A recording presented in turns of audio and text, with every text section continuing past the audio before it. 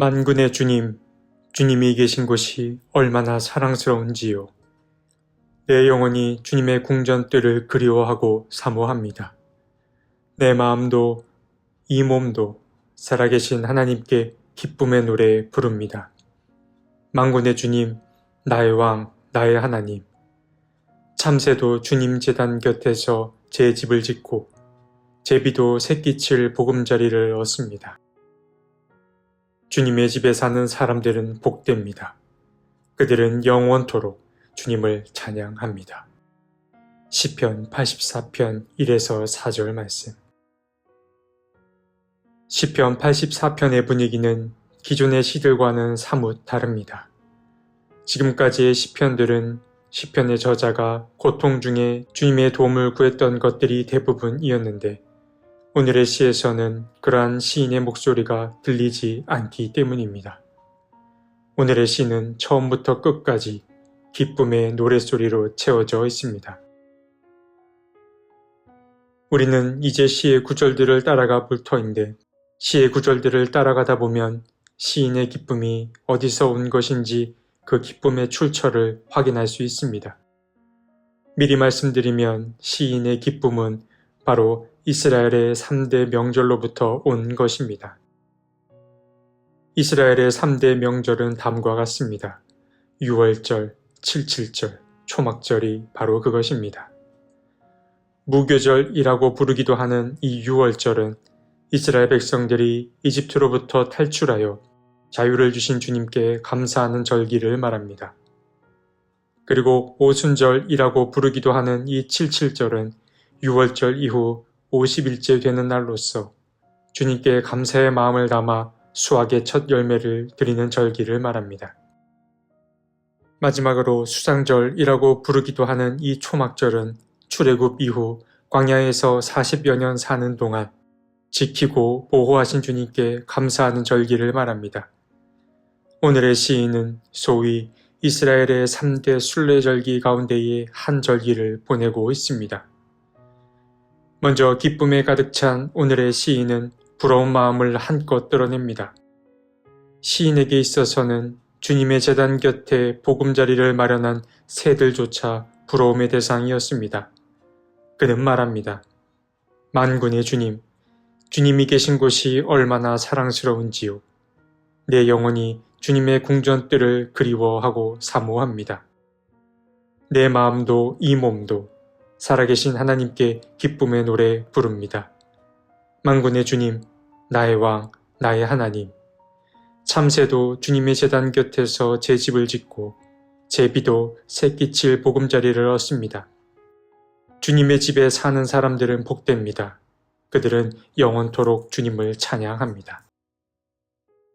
시인은 주님 곁에 거처를 마련한 새들조차 부러워했습니다. 그러나 그보다 더 큰 부러움의 대상이 있었는데 그들은 바로 성전에서 직무를 행하는 자들이었습니다. 여기서 말하는 성전 직무자들은 곧 제사장들과 레위인들을 일컫습니다. 이스라엘 사회는 성전 중심의 사회였습니다. 언약궤에 임하신 주님은 언약궤가 머무는 성전에 늘 머물렀습니다. 그렇기에 성전 직무자들인 제사장과 레위인들은 자연스레 주님 가까이에 머물게 됩니다. 시인은 그러한 성전 직무자들이 부러웠습니다. 주님과 가장 가까이 머물면서 주님을 찬양할 기회를 갖는 그들이 무척이나 부러웠습니다. 이어서 5절부터는 예루살렘 순례에 관한 이야기가 등장합니다. 먼저 시인은 말합니다. 주님께서 주시는 힘을 얻고 마음이 이미 시온의 순례길에 오른 사람들은 복이 있습니다.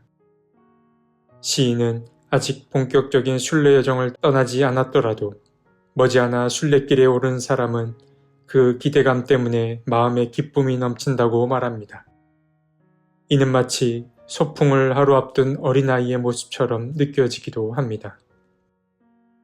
시인의 표현만 보더라도 이스라엘 백성에게 이 3대 순례절기는 헤어진 가족과 만나는 그 기쁨 이상의 기쁨이었을 것입니다.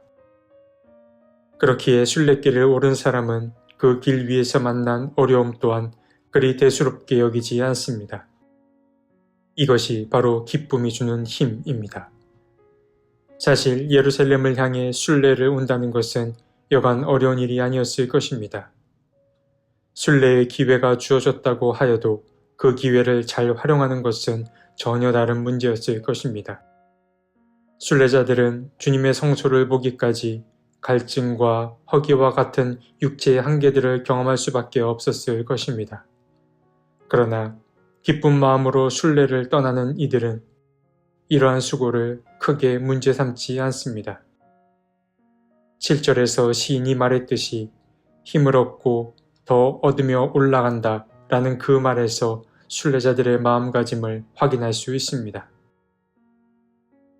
마지막으로 시인은 순례의 기쁨을 한 번 더 이야기하는데 그는 주님의 뜰 안에서 지내는 하루가 다른 곳에서 지내는 첫날보다 낫다고 말합니다. 그는 이렇게 말합니다.